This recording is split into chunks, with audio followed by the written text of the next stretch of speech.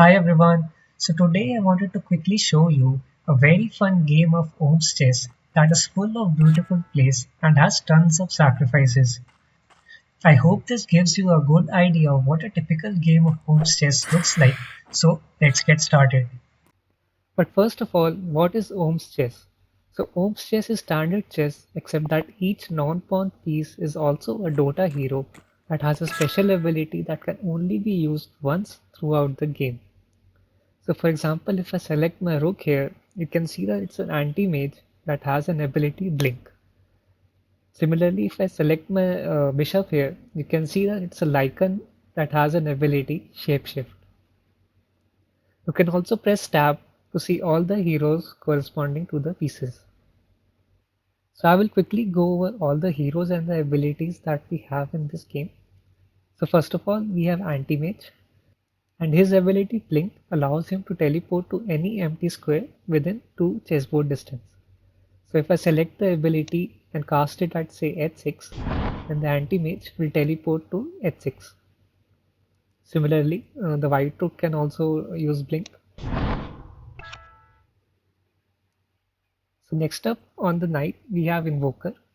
And what his ability allows you to do is to mark any empty square where a sunstrike will land after a configurable number of enemy moves. And when it lands, it will kill any piece standing there. So this icon over here indicates the delay that's currently set, and we can increase or decrease the delay using Invoker's other two abilities. So if I say select the ability and cast it at say d3 with a delay of 1, the sunstrike effect will come, and this is only visible to you and not to the enemy. And say on his next turn, white plays pawn to d3, sunstrike will land and kill the unit present there. Similarly, white can also use sunstrike. So for example, let's say white casts sunstrike at d4 with a delay of 2. Harlech's incantation of Then incineration. if I play a random Truth move, compels me. and now if I move my pawn to d4, sunstrike will land and kill it. So next up on the bishop, we have Lycan that has an ability Shapeshift.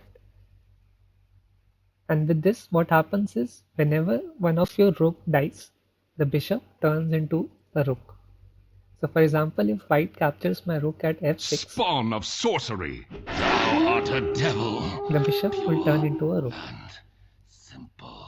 Similarly, if I capture it back, I then the go white bishops to turn into a rook. glory. Next, on the king, we have Outworld Destroyer that has an ability Astral Imprisonment. And with it, what you can do is you can put a piece into an astral prison where it's disabled and invulnerable. So for example, if I cast it on my pawn at f6, I've received some the pawn intelligence. can now not move and it cannot be captured. Like next on the queen, we have Undying, and Undying basically has two lives. So basically, when it dies, it gets buried in the square,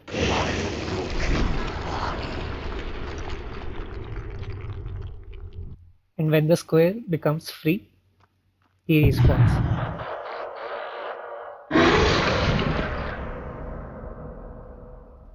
Dark auspices.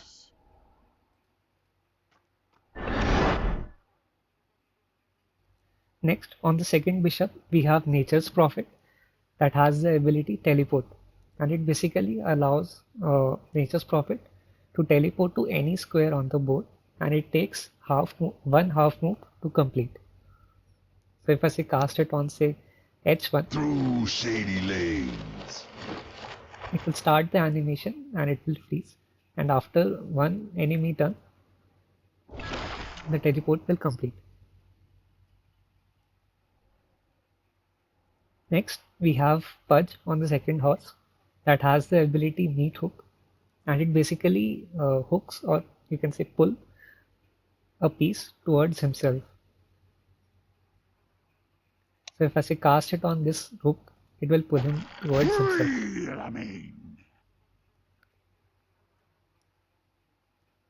And finally, on the second rook, we have the Lich that has the ability Sacrifice. And what it allows you to do is sacrifice any one of your own pawns.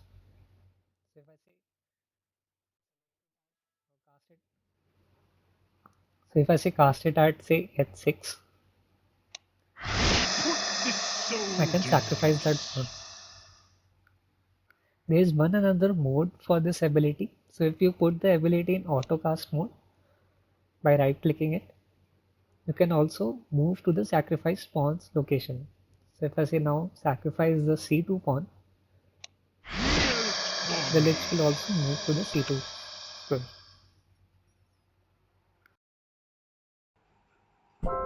So with this, let's get started with the game. So in the game, my opponent starts with the classic d4 opening. And I thought, since the queen is undying, why not bring it out first and try the Scandinavian defense. So when white promptly captured my pawn at d5, I recaptured my queen. White then brings his knight to c3, attacking my queen, so I slide it to a5. Just standard stuff so far. Death marches. White then plays d4 and I respond with e6. My opponent then developed his bishop to d2, lining up an attack on my queen.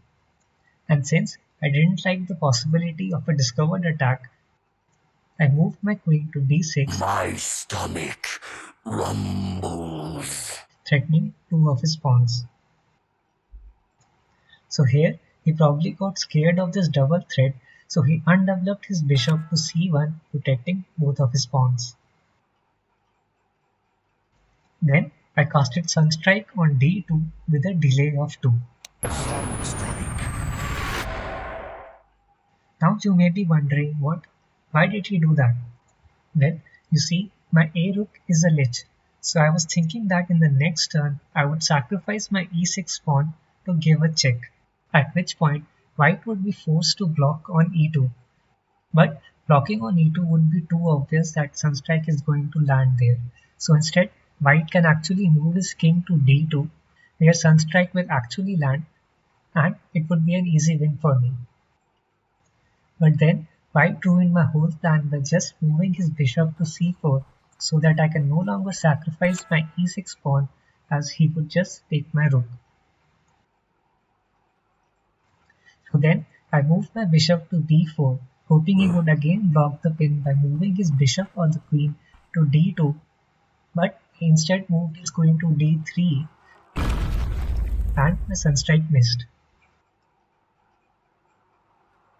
So then I developed my knight to f6, Such tedium. and now my opponent moved his bishop to d2. If only he would have played this move one turn earlier. So here I valued the Lycan on my bishop very highly and I didn't want it to get traded, so I brought it back to safety to e7. Indeed. My opponent then moves his bishop to b3, and you may be wondering, it's a useless move because it does nothing and bishops can't attack vertically, right? Yes. And that's what I thought too, so I castled. My opponent then blinks his rook to f3, and I thought it's nothing special, he's just accelerating his development. But it actually has a clever trick. Pause the video and see if you can find it out. Well, I wasn't able to find it out during the game, so I just played rook to d8. Aye. And here, he sacrificed his rook for my knight. Put me out of your mind. And just as I gave the command to recapture the rook, In my I realized that father's his white bishop is actually a sorcery Lycan, shall so he be transforms into a rook, and my queen is lost.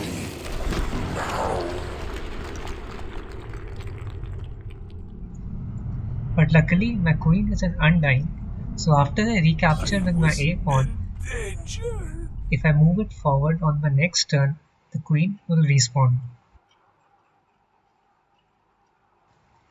My opponent realized this, so he played knight to b5, blocking my pawn. I then played c6, trying to kick out the knight. And here, my opponent played a very bold move. He pushes his pawn to b4, essentially sacrificing his knight just so he could continue blocking my pawn and prevent my queen from respawning. Then, I took the free pawn on c4. Spawn of sorcery! And he retreated his queen to c2. I then developed my knight, and you may be wondering why I blocked my bishop, which is very sad right now. But the bishop is a nature's prophet, so it could teleport anywhere on the board and be active immediately. He then develops his knight, attacking my rook, and I move it back one square, None shall attacking his hinder pawn me. at b5. So here, my opponent got a bit aggressive and marched his queen to the center of my army, but there's no threat really as everything is well protected, so I just took the free pawn. Begone! White then plays bishop to c3 and slide my rook to c5. The true path! White moves his queen to d6, and here I finally get the opportunity to play the move that I have been wanting to play for so long, which is to use the next sacrifice to move my rook to e6, working his king and queen. So here, White obviously captures my rook, Defrosted. and I recapture back with my bishop, who is now a rook.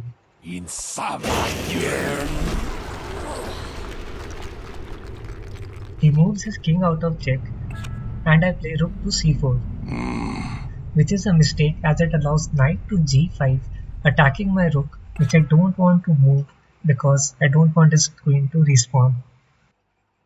So I play knight to f6, opening up my bishop and defending the rook. White then brings his rook to d1, trying some nasty backrank ideas. But here I also get an opportunity to bring my queen back, which also defends against it.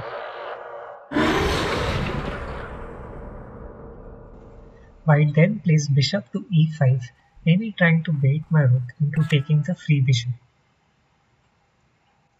But I played f6 to give space to my king and kick his knight. If he decides to trade, I think it's fine for black. So he in fact does go for it. Was I a wolf? I recapture with my Go bishop, green! My magic is stronger! and he immediately pushes his pawn to f4. In hindsight, at both of the times I should really have captured with my f pawn, but it's just a bad habit that I really like my pawns to be together. Since f5 is coming, I moved my queen to c5, The dirge goes on. and we went for some big trades. Green turns to gray. The sacred grove awaits.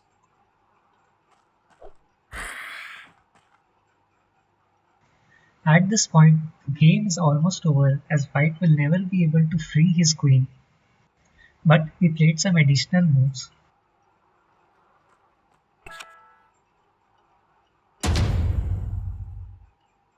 I go.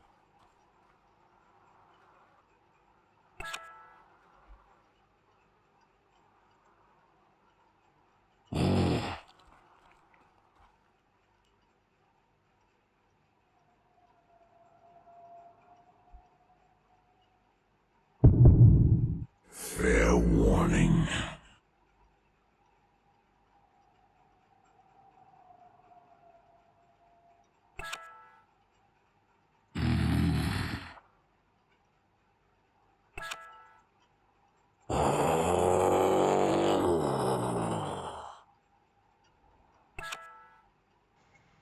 Hooked his king for fun,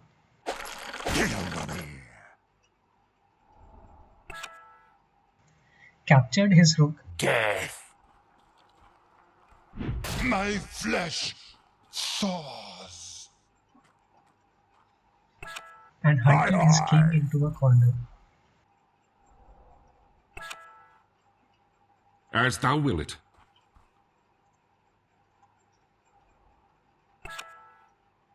Rotting.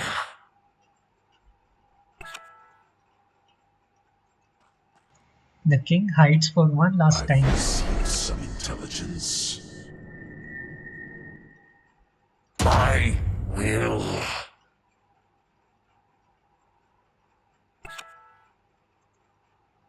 Ah!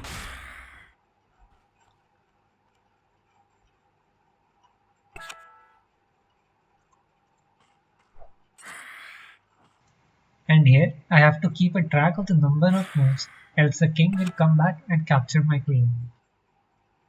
But finally, queen to h3 is checkmate. Yes.